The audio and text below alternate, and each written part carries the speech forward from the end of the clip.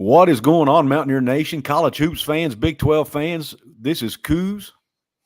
And I am Mountaineer Paul. And we are live with another edition of Hoops from the Hills. How's everybody doing tonight? I thank everybody for hopping in. I see we've already got a nice crowd assembled here in Hoops from the Hills, ready for tonight's show. We're obviously going to talk about the breaking news that came out today about the waiver being denied for Raequan Battle. And then in a few minutes, we're going to have a special guest coming on, and we're going to debate where the Big 12 tournament should be held, Kansas City or Vegas. Before we get to that, Paul, we need to give a shout-out to our sponsor, man, if you don't mind doing that real quick. Absolutely. Just toss the graphic up, and I'll get rolling. Yes, sir. Absolutely. Appreciate you guys for coming in.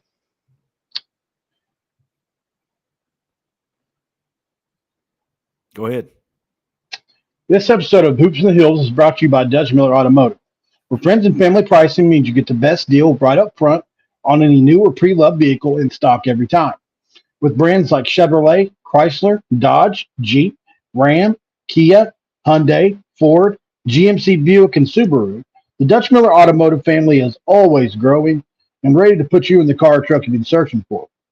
Check out our inventory across West Virginia at DutchMillerAuto.com or come in today to the home of friends and family pricing, only at a Dutch Miller Automotive store near you. Near you. All right, Paul, thank you for doing that, man. So we got some news to talk about, but real quick, I want to get into the comment section and recognize those who are here early. We have Curtis D316, Timothy Green, Jacob Yoho, WVU Mountaineer Lair with Kenny. We have I thought I missed somebody there. And we have, looks like it's Wayne Turner. Thank you, Wayne, for stopping in. We have Trey Sargent. And am I missing anybody? It looks like we got BPA 1985, Scott Fisher. Yep. Charles Peterson, Civil Mark, West Virginia. Thank everybody for hopping in and being the first to the chat room. All right, guys. Real quick. Raequan Battle's waiver has been denied. Not news we wanted to hear, not surprising news. I kind of expected it. It still ticked me off when I heard it, but I wasn't really expecting anything else. That's just the way we're West Virginia fans. I'm almost to the point where I expect this kind of thing to happen. Things just don't seem to go our way lately. But Paul, I want to get your thoughts, man. We all know it's bad news. What are your thoughts? And as far as, it impacting the team going into this season? It's a huge impact. This is arguably their second best player, possibly could be your number one best player. Definitely your best offensive player. According to what everybody was saying moving into this, leaves a huge hole in the backcourt. You look at guys like Kobe Johnson and Seth Wilson, they're really going to have to step up now. Maybe it's a Josiah Harris that steps up at another position. But at the 2 spot, we just didn't have anybody nowhere near. Couz dropped out. We didn't have anybody anywhere near Raequan Battle, right? And so, to me, this is a bigger loss than Trey Mitchell. I know we haven't seen him play yet. This is a bigger loss than just about any of the other losses we've had, because this is somebody you can give the ball to, isolate them, and let them go score with it. And that's what Raequan Battle can do. He's also an athletic freak. He can really, truly jump out of the gym, 40-inch vertical. So you're talking about all kinds of play designs from out of bounds, from off the pick and roll that you can draw up for a kid like that. And just feel bad for the kid. It's, obviously it impacts us. It impacts the team. But Josh Eilert said in a couple different press conferences that Raequan Battle needs basketball. He's a kid that grew up on an Indian reservation. So he probably didn't grow up normal. Although I'm sure he's just a normal kid. I'm not saying he's not. But for whatever reason, he's had to transfer a couple times. And the NCAA's cracked down on that. Now, we thought maybe the Tez Walker situation being resolved in North Carolina was something helping up, maybe something pointing in the right direction for cases like this that were supposedly of the extreme nature. Now, I won't say that Raequan's is as extreme as what Tez Walker's was, because that was by all measures, a slam dunk, with what Tez Walker at North Carolina had. I can't believe they even denied it the first time. So there is an appeal process that can be had. If we cause big enough stink, guys, the NCAA has shown with Tez Walker that they'll bend to that. So I think we all need to jump on board, kind of like we did with Jose. It didn't work then, but we didn't have anywhere near the outcry that Tez Walker had. I don't know if we could manage that, but it has to be something like that to move the needle, because the NCAA at the end of the day does not like bad publicity. You're well said, man. I couldn't have said it better. And to answer the question in the chat room, which I did, but I wanted to comment on it. Trey was a grad transfer. Once you're a grad transfer, you can transfer again. You don't have to go through a waiver. And Raequan is not a grad transfer. That's the difference. And, I see some comments in here about maybe filing a lawsuit like UNC did or threatened to do. I'm not sure if that's the answer. Maybe it's the answer. Obviously don't know enough about the situation to say whether or not that's the answer. But whatever it takes, I think they need to do it within the legal limits, obviously. And I did, it's my understanding, and I saw it in the comments that, if his waiver gets denied or the appeal gets denied, he will be eligible to play next season. But man, Josh Otter and his staff needs him to play now. They're playing to keep their jobs, man, coaching for their jobs, And the young man needs, I heard Josh say in a press conference the other day, this is a young man who needs basketball in his life. And they're taking that away from him to an extent. I know rules are rules, and I don't know the details behind the case, but it is what it is, unfortunately. Mad Dog, man, number one, JT transferred before they just changed the rule literally like a few months ago, back to where you can only transfer one time again.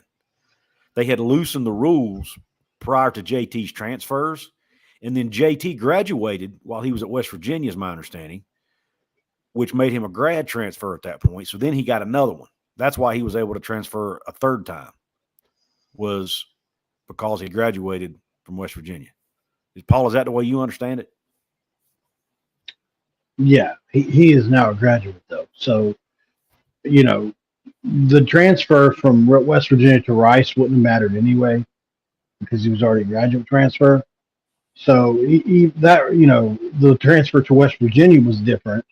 Under this rule, that may not have happened. But the transfer from here to Rice, it was a graduate. It wouldn't matter. So, from what I understand anyway. Just got a text message from somebody close to the situation. Couz, you know who that probably is. Yeah. Been trying to text him all day. Yeah. I'm sure he's probably busy, But, I try not to aggravate people that are on staff or whoever. But there will be an appeal. They're pissed. So I'm sure. there'll be an appeal. And I'll just quote this, what's the word again? Hold on. It made me kind of chuckle a little bit. An appeal with effort. Gotcha. They're going to be efforting. They're going to be efforting, like Tony Caridi and those guys say. Yeah, I got you. Silva Mark, man, sometimes it feels that way, does it not? It really does. It really does sometimes feel that way, buddy, as a West Virginia fan. BB says, I like this comment. Why was a Conquo not denied? Because he was a one-time transfer. Yeah. You're allowed to transfer a one-time. This was Raequan's second time, is my understanding. And they, like I said, they changed the rules back. But that's the thing with NCAA. They keep changing the rules so much, people can't keep up with what the rules are. This is actually a good rule. It's actually a good rule. It is. Believe it or not. It just happens to be that we needed three separate players to be multiple time transfers, because we're getting this, what we would consider the secondary best players. Hunter Dickinson's a kid that obviously played 2-3 years at Michigan, transferred one time. Everybody in the country wants in. Then there's another tier of 2-time transfers, right? And some of those had good cases for waivers. And you vet all that ahead of time. And you take your chances You say, well, we can take this guy who might give us 7 points a game at the 2 guard spot, or we take our chance on Raequan Battle, or we take our chance on Noah Farrakhan, right? There's another guy. And which also there's another point to be made here. Noah Farrakhan, they said, if Raequan Battle does not get his waiver, Noah Farrakhan will be next in line to possibly be getting a waiver. But let's say if none of this goes down, can you imagine the backcourt next year with Raequan Battle and Noah Farrakhan? Oh man, Be something to be excited about. It would be. It would be. Yeah. Assuming he sticks around long enough. I mean, he might decide to go pro or something. You know. I don't think that would be in their best interest. Especially, you know. But I mean, I'm talking about. You never know. Not Noah, but Raequan in that case. Absolutely. Real quick, and we got a guest coming in, guys. I'll bring him on in just a second, but I wanted to real quick just talk about what the starting lineup is likely going to be, assuming the appeal gets denied. I think we're looking at Couz, probably Seth Wilson, Jesse Edwards, a Cook, and I don't know, Paul, who would be the fifth guy? Well, you've got to look at Quinn Slazinski as a guy who can play the three a little bit, and maybe you try to buckle up. I don't know what you do here. I think that's going to take time for them to feel this whole thing out. But Kobe's another guy that you look at that might step in. It all depends on what you need, right? Mm-hmm. If you want a really good defensive team, probably Kobe's your guy, because I mean, you start to look at the defensive side of the ball with Jesse Edwards, a Cook, and Kobe out there. It looks pretty dang good. Yeah. But then you've got Couz, who kind of a liability. So that you either want to get 5 guys out there that are really good on defense, or you want to mix and match, right? Yeah. So I guess we'll see, but I think Slazinski could be a sneaky pick to be a starter at some point. If you don't know about Slazinski, guys, he is a mark from 3. He's a stretch 4 basically, that doesn't have a ton of athletic ability, but can score around the rim. He's averaged double figures his entire career pretty much. So I mean, it's not like he's no bum at all. Yeah. And he played for Patino, so he knows how to play. Yeah, I was looking at Ethan's. Ethan's actually got Josiah Harris as the starting 3 in his projected lineup. Yeah, that's probably who I would lean to. With Quinn as the backup 4. Yeah, well, and we'll just, and that's all can change, Right. It's not going to be like Hugs. Yeah. Hugs lineups are pretty much set, right? I don't know if Josh is going to be that way. We'll see. Yeah, maybe not. Well, Paul, before we bring our guest on, is there anything else you want to talk about regarding this this waiver with Raequan? No, I just think let's support him on social media as best we can, guys. And let's try to put some pressure on the NCAA. It's the best we can do as fans, right? Mm-hmm. We tried it with Jose, obviously, with to no avail. In this situation, all we can do is support Raequan and try to keep him in Morgantown for another year, right? Yeah. So because it's not if he's going to be a good player, it's only when, and when he gets the ball, So this year, next year. And the appeal is not a 100% slam dunk denial either. They do get approved every now and then. I wouldn't get my hopes up. Yeah. And real quick, I want to address the rumor. Guys, C.J. Donaldson is not leaving West Virginia. I'm looking at his Twitter account right now. That's his profile picture, man. He has West Virginia stuff all over his profile. Are they talking about Instagram? Well, and his Instagram, if you look at his Instagram, you don't see it I don't know what the difference. I know there's stories, there's whatever else. I don't know the difference. But anyway, when you look on the first page, you don't see anything. But when you look here, there it is. You see all kinds of pictures. Right. With him as playing for West Virginia. Right there's a photo. Here's another one.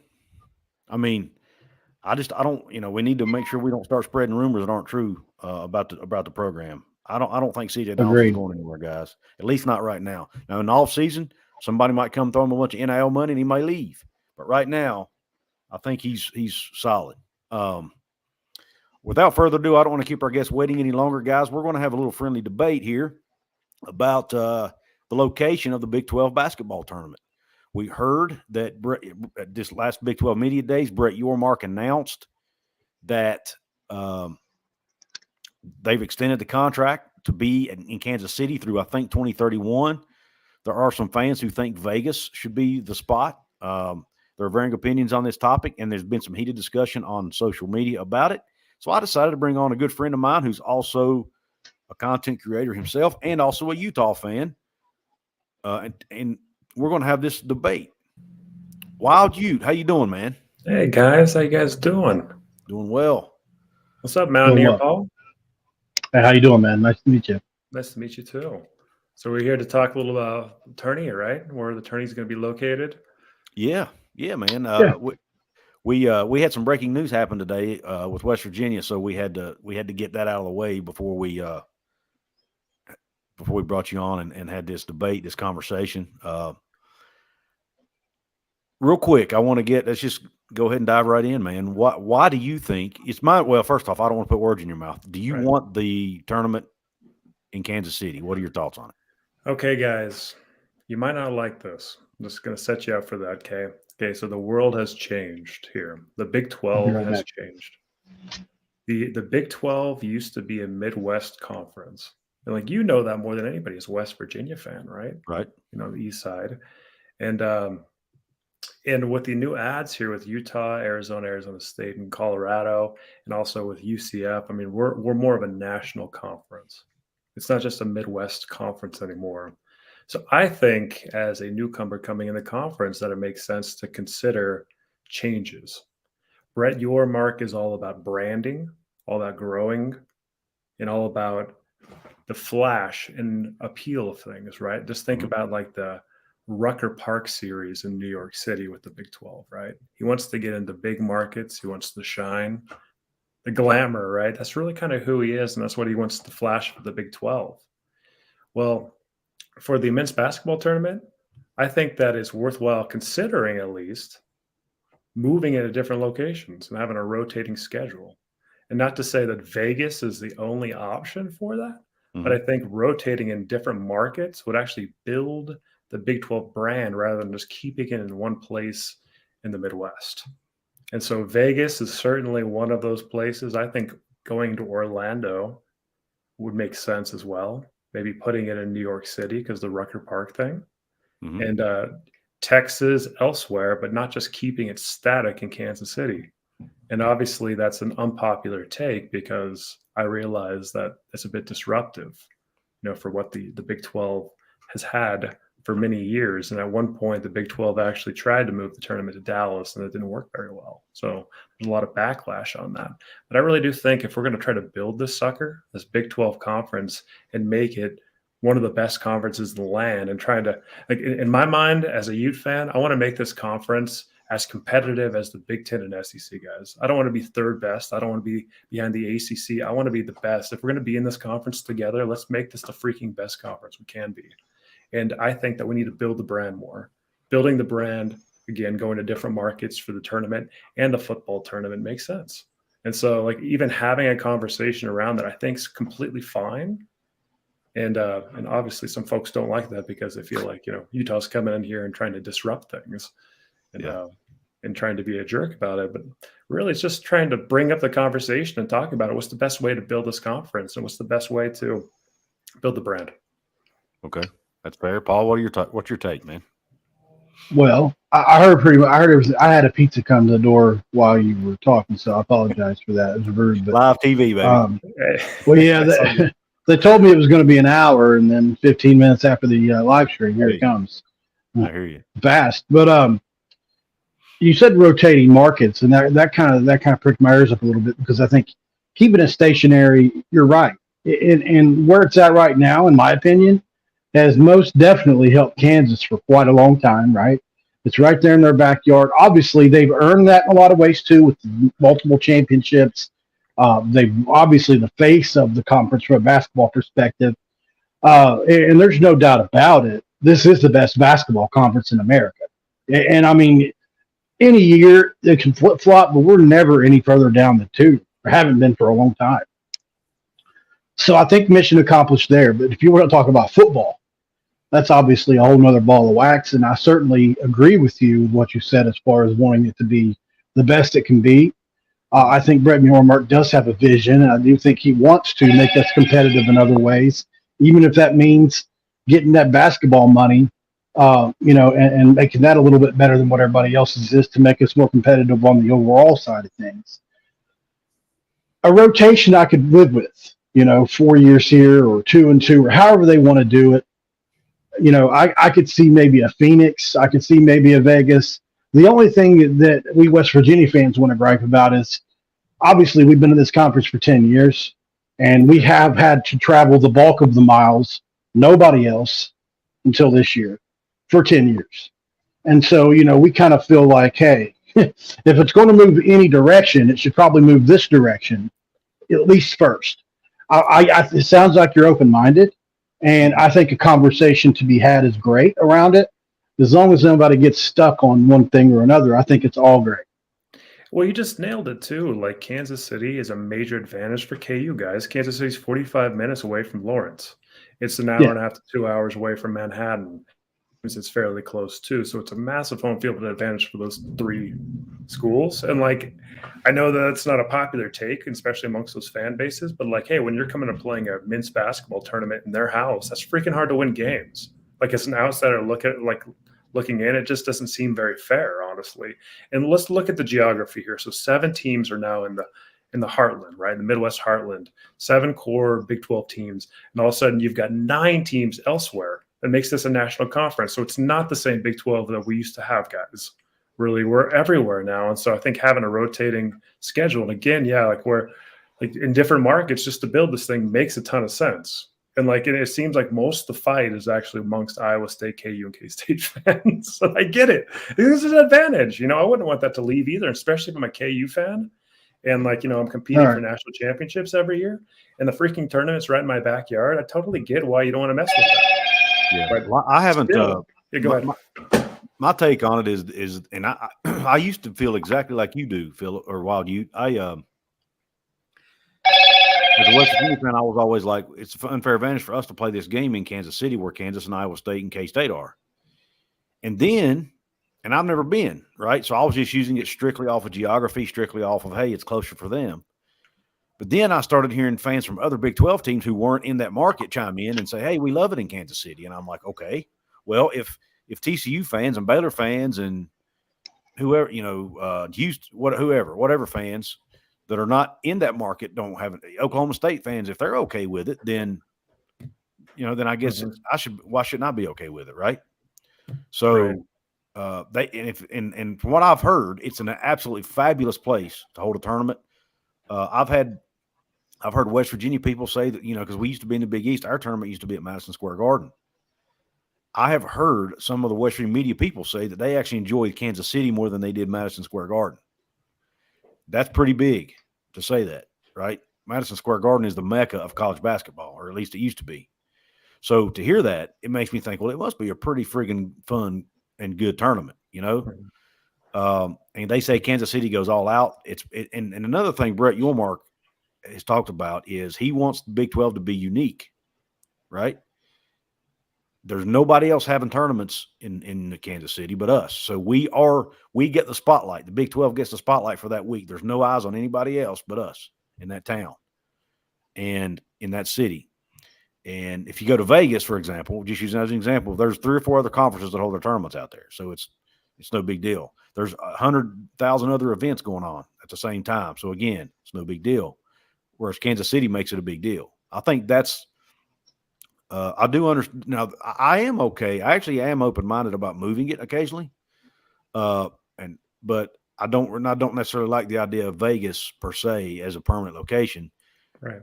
But I am open to moving it. I'll tell you a location I've actually considered is Nashville. Right. Tennessee. That actually gets it closer to us. And it's kind of central. There's not really a home court advantage in Nashville that I can think of. I don't know. The people out west may not like it. But what would you think about Nashville? I think that would be a great idea. Like, guys, this is all for me about brand building, and Vegas is the #1 sports town in the world. Where do the big events go in Vegas, right? And so Vegas is just one of these rotating locations. Nashville would be phenomenal, right? Like, in my point of view, building the brand and going to different markets is more beneficial than just playing at one location in just the heart of Big 12 territory. I think like spreading it out is actually more innovative than that. And so with Yormark being such a brand builder, I just think that he could work with that and it could grow the brand more. So I'm completely down with that. And everybody should have a home field advantage sooner or later, right? It shouldn't just be KU, right? Yeah. And so you guys should have a home field advantage. In Vegas, the Utes have a massive home field advantage because it's 6 hours away and folks love to drive down for games, right? And like that's honestly like in Vegas, the reason you hear so many Ute fans loving Vegas because it has a nickname, and that's Rice-Eccles Stadium South. That's the Utah football stadium's name. Really, because whenever they play a championship game in football in Vegas, it's 90% Ute fans. And it's a home freaking field advantage, right? Yeah. And so, like, it's a big deal to play games there. And, like, I know that type of advantage. I've been to the game before, like a Pac-12 championship game in Vegas. I understand that. So I can see the advantage for KU.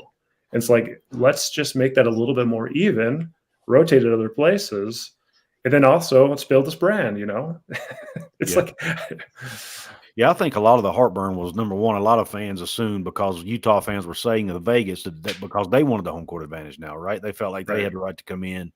And I think that's how it was interpreted by a lot of Big 12 fans, was like, Utah wants to come in and now they want to take the home court advantage in this tournament. They've not even been in the conference. I think that was kind of the perception by some. Yeah.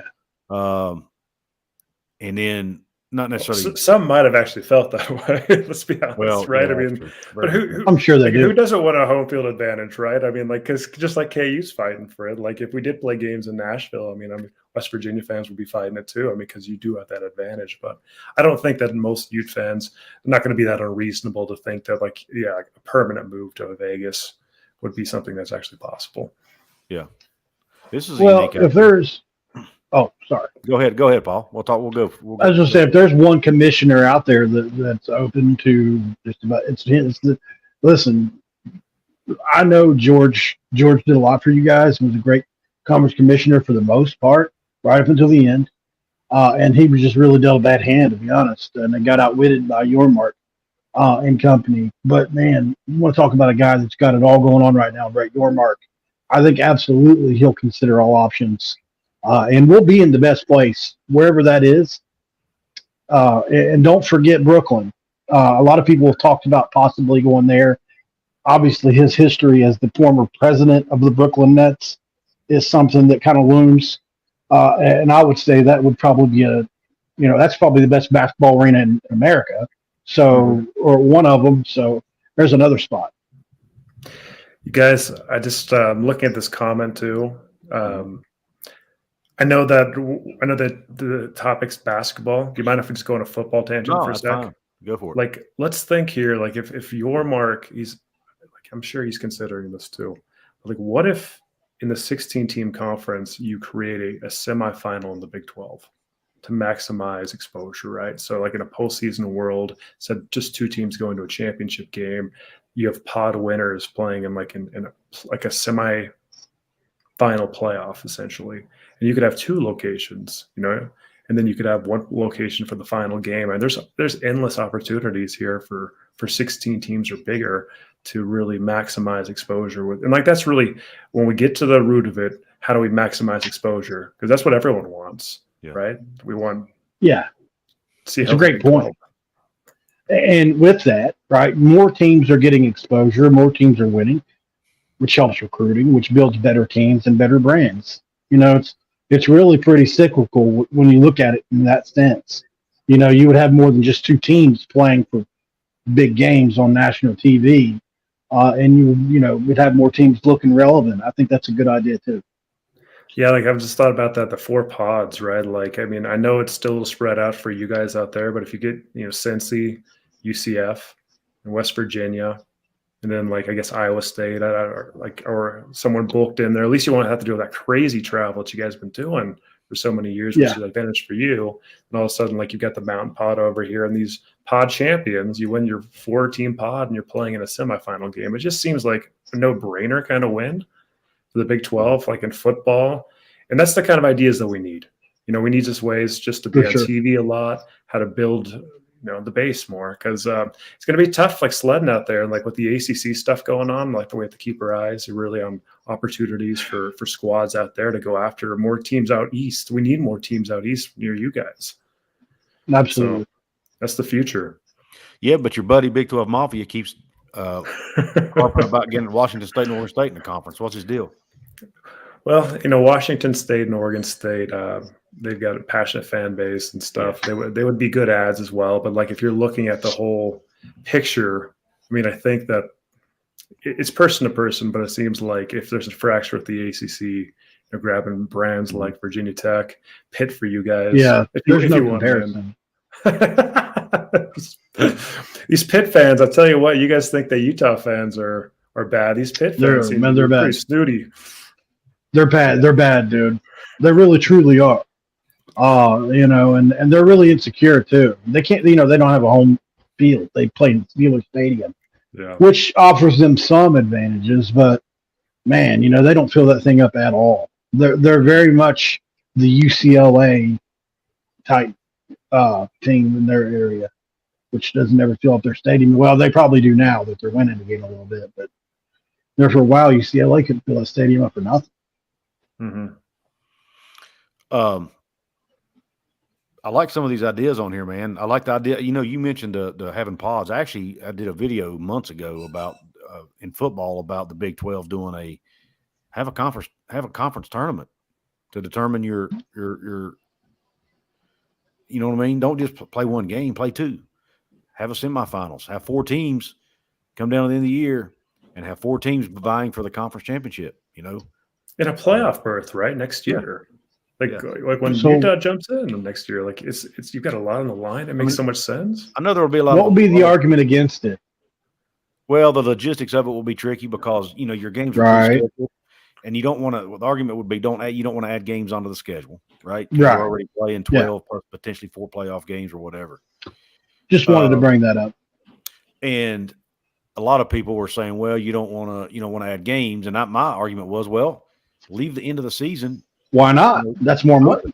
I mean, you could always have, start the season earlier if you need a week earlier if you need to. You know what I mean? Like you got a non-conference game. Whatever you can get real wacky too. Like, I mean, if you had like 8 or 9 we're going to 9 conference games, I'm sure, right? 3 non. Like, what if you even had like flexible schedule for the final week of the season, right? Like where you could pivot based on like where you should fall in the tiers of like based on your record to play these type of games. I mean, luckily we've got the most innovative commissioner out there. I'm sure he's thinking these things through, and we're just kind of throwing spitballing ideas out. But these are ways to really build the brand more too. And I think that's exciting to think about. Playing those. It is exciting. Games. It's nice to talk to a Utah fan, which I haven't talked to any live like this. So I mean, I don't mean this against you guys, but it's nice to talk to one of you guys that seems to be excited about coming into the conference. And I've seen some things posted here recently, but obviously leaving that tradition and all that, I understand. We did it, right, in our own way. I mean, there's nothing that stings more than breaking up 100 and what was it? 100 and how many years was it at the time we did it, Couz? 105 years, 106 years, whatever it was. We played backyard brawl, something like that. Yeah, when we broke it up, over 100 years, it was tough. I want it back, guys. I want this rivalry back. I want the holy war in the conference. It's time. Yeah. I'm just I know this is going to sound like a little extremist, but it's time to just really go and just feast on the ACC. If there's weakness here in this, like Florida State, there's more and more smoke going on there. And like, it is time to grab these schools that belong with a West Virginia, with the Utah, Pitt, Virginia Tech, North Carolina State, either Georgia Tech or Miami. It's time just to do that and make this a 20-team conference and build this thing up so we can compete. It could be like the real Power 3. So that's the way to survive. That's the way to build this thing. And like, that has to be the ultimate vision. Speaking of that, it actually segues into what I wanted to ask you about. While you and I don't think I've had a chance to discuss this. I'm sure you guys have thought. Speaking, by the way, I haven't let you plug your stuff yet. Go ahead and plug your show before we get too far. Yeah, so you can find me at the WildUte on Twitter X or at the Holy Rival Show on YouTube, and I'm a part of the Big 12 Mafia Show as well. And I jump on other Utah-based shows, but that's where you find me mostly. Okay, thank you for that. But it segues in. I was going to say, I don't know. I'm sure you've talked about this with Big 12 Mafia Show, but Gonzaga. How would you feel about Gonzaga coming into the Big 12? No. Okay, guys. This gets me really upset. Okay, like, what's the vision of the Big 12? Like, as West Virginia fans, like, I would imagine, based on your football history, that most West Virginia fans care about both sports, but mostly football, and then basketball is a secondary. Is that correct? Yes. Yeah, I mean, like, I know Huggins is there and stuff, and you've had some good runs and everything, but West Virginia football is West Virginia football. You know, that's where the history is. That's where the passion is. So Utah feels the same way. I mean, Utah is a football school, and like, you know, back 25 years ago, we had great basketball, but really that's kind of fallen by the wayside because all the resources, the focus have gone into football. So the idea of you've got an opportunity here. Yeah, definitely. And it's going to be a good opportunity for the conference, for the Utes and everything. So looking forward to that. But like, adding a team like Gonzaga, what are you doing with this conference? Are you making it like, it really feels like the old Big East conference, you know, like when Trust me, all those, you guys are all know about that. Like, you had Gonzaga, and like the talk is adding them as like a full member, not just a B-ball only member. Like, what are we trying to do? Are we trying to become just a basketball conference? Because, like, I'll be honest, like, as a Ute fan, I feel like, do we fit, you know, if priorities are just like basketball over here, when we really aren't trying to focus on football? Like, football is the big revenue generator, money generator and everything.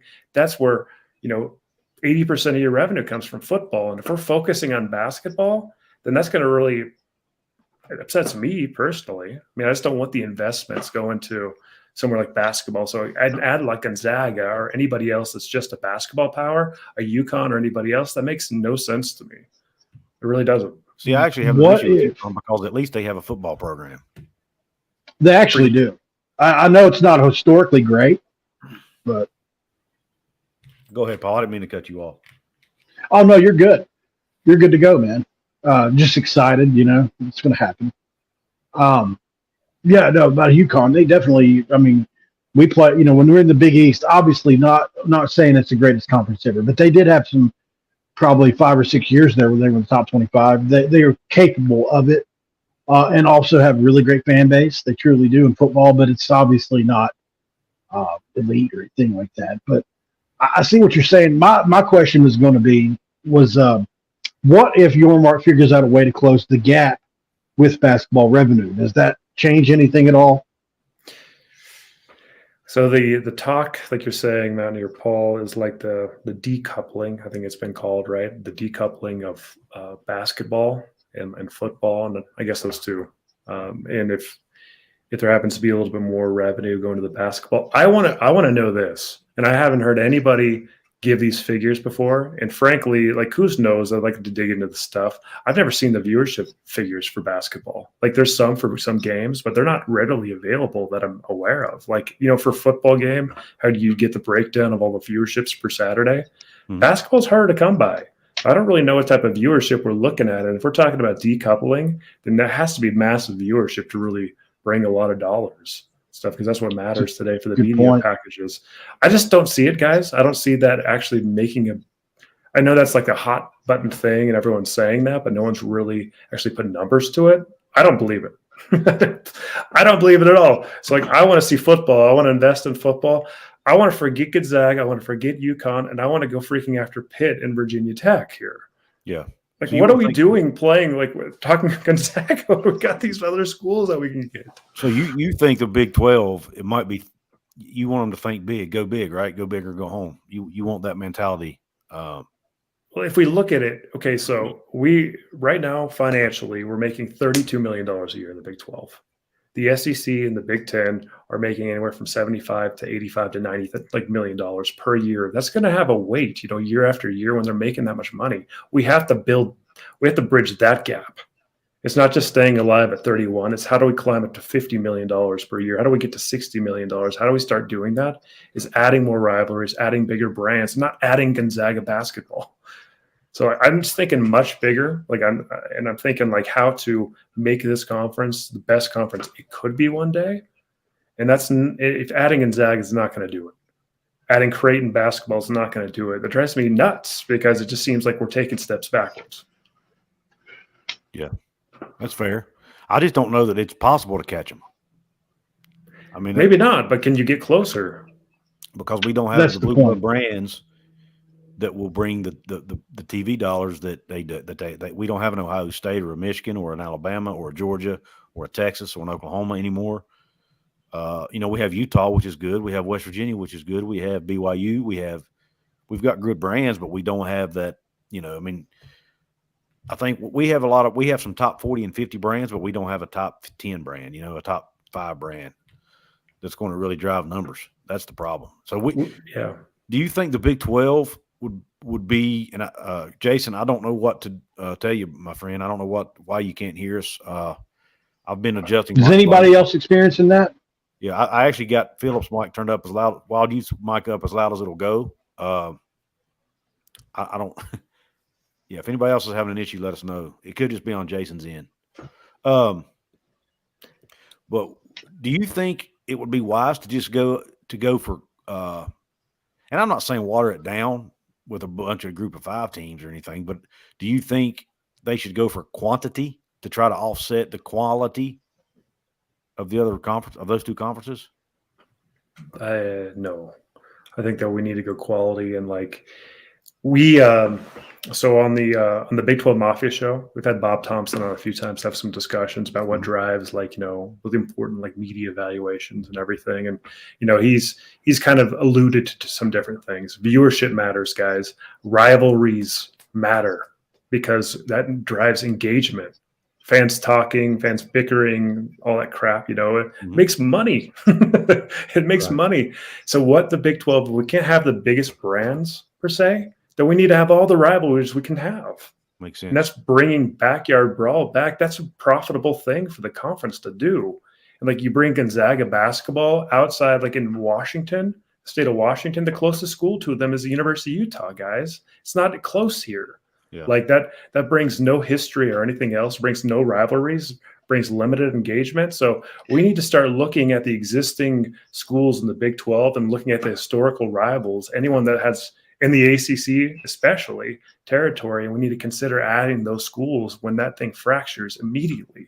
So that's why Pitt has to be right there, and Virginia Tech is just an amazing brand that you can maybe get. And these type of schools are going to drive up way better than anything else as far as the worth. Louisville. That's what we need to be thinking about. They have a big rivalry. So Virginia Tech's not going to stay where they're at for very much longer. They never. They're at about their worst stretch that I can ever remember, just like how we are. Virginia Tech, I think they're probably, you said we don't have any top 10 brands. I think you could make an argument for Virginia Tech at one point in time, not now, but 10 or 15 years ago, they were trending towards the top 25 type brand. They really were. Right after Michael and Marcus Vick left through there, and right around the time we had our heyday going too. But I would say, I think Gonzaga, Kansas would probably make a lot of money, but there is no history. You're right. I'm not saying you're wrong, but I think that's probably the number one thing they look at when they're talking. When they think about Gonzaga, the first thing they write on the board is Gonzaga, Kansas. I'm sure that's probably what everybody that's driving that bus wants to see. But then once you look down the list a little bit, there's not a ton of games that really move the needle after that with Gonzaga. Gonzaga Baylor doesn't excite me a ton. Gonzaga Kansas State. Gonzaga, West Virginia actually has a little bit of history. Mark Few and Bob Huggins were really good friends.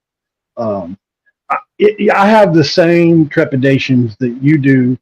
And we watched it play out in real time, didn't we, Couz? With the old Big East. We watched what happens when non-football members were given a vote, and what happened when push came to shove, and those votes freaking mattered. And before we knew it, we had no football conference. So yeah.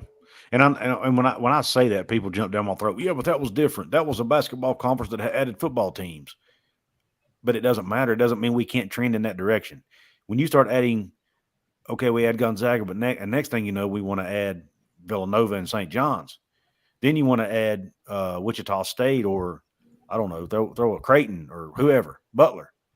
The next thing you know, remember, guys, you only need 75% of the vote, 75 to 80% of the vote to pass rules in these conferences. You don't need majority vote in most cases.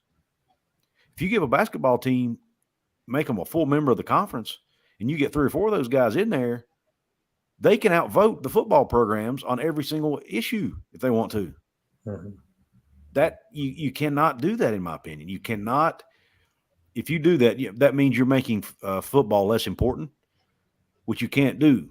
So I totally agree with WildUte on this. No, I'm with you guys 100%. And it seems like there's going to be a little bit of tension amongst the football-focused schools and the basketball-focused schools.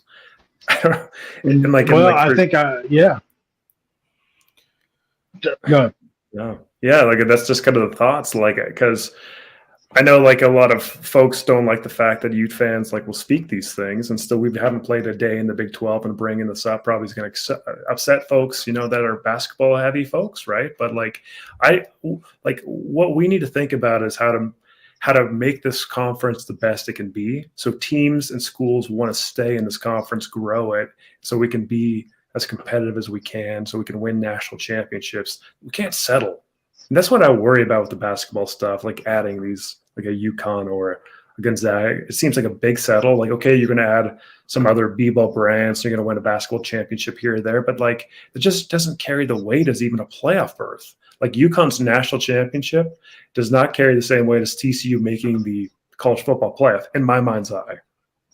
I don't know about you guys, but I think that it just is a much bigger deal, football, and that's supported by the viewership and the money payouts too. Yeah. And we're probably not going to get there. We're probably not going to agree with the rest of the Big 12 fans thinking about this, but it's something that should be discussed. Well, I'll disagree with the national championship versus playoff, but I see the direction you're heading there. I think West Virginia, we have had a lot of success in basketball, and it certainly means a lot around here. It's not, and it really does. It means a lot. Obviously, we created a show dedicated to just basketball.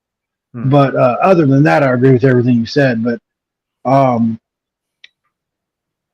if you ask me, West Virginia national championship in basketball versus a playoff berth in football, I would have to pause. I'm not going to say I wouldn't have to pause. I don't know what conclusion I would come to. So obviously that's to your point as well. But I also make one other point I think Utah not being a basketball school or as good as maybe they were, like you said, 20, 25 years ago, probably has a lot to do with your way of thinking also.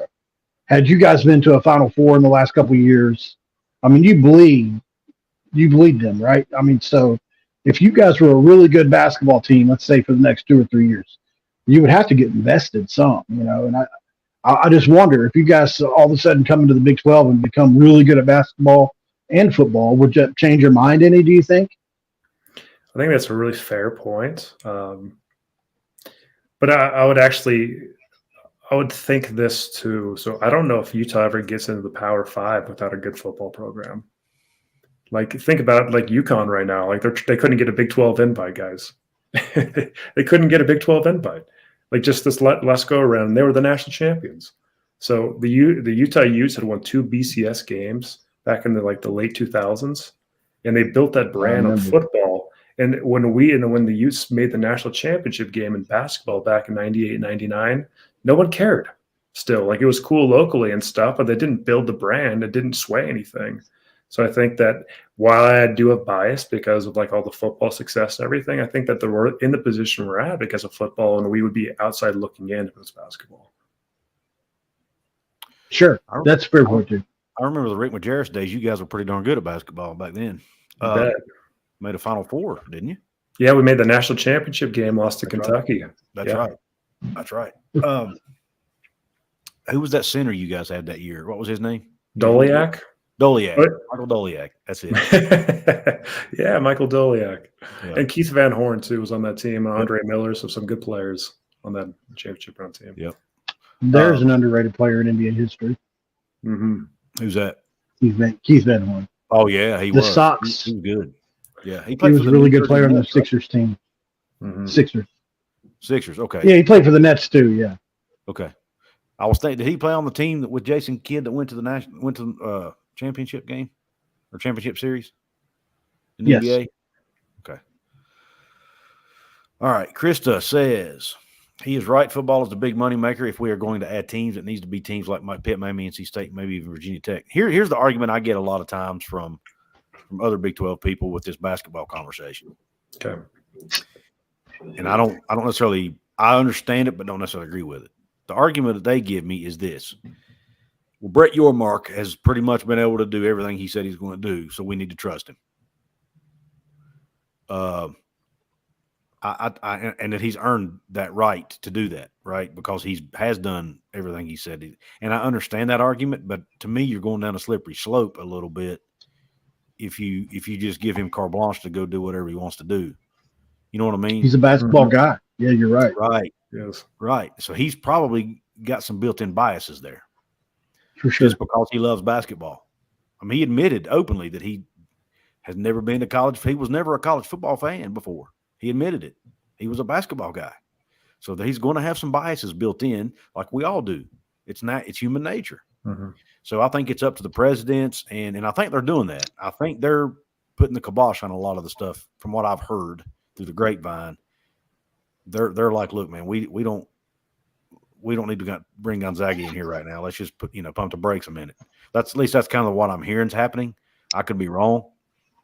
But I just don't want to give him, free rein to go do whatever the heck he wants to do just because, I know he's good and I do trust him. But at the same time, as a former Big East guy, man, it scares me to death to start doing that. It really does. I almost have flashbacks. It's almost like you've got to focus his attention somewhere, right? Because I think that he was trying to make a push for UConn, right? And then all of a sudden, like the pack fractures and you guys in Utah's in conference now, and that's what we're talking, right? Like this guy, if you focus his attention, like he's got a lot of different visions, right? But he's going to have a basketball bias because of his time at the Nets and like his love for basketball growing up in New York and everything. But like, I hope that the attention is focused on the Pitt Panthers because I think that would be the best present for you guys in the world is adding the Pitt Panthers in all sports and football primarily and having the backyard brawl. That's like, to me, that's the biggest win. Like the next realignment win would be bringing that type of rivalry into the Big 12. That has a lot of value. Mm-hmm. And so I hope that's where the focus is and everything and trying to sway a school like Pitt to jump over. We've broken ESPN records 2 years in a row with that rivalry. Yeah. Viewership records. Big game. It's I'm not going to, is it as big as Ohio State, Michigan? No, but it's up there. I mean, it's going to bring you, it's going to get you at least a couple million views every time it's on, Mm-hmm. And that's what like you said, that's what this conference needs,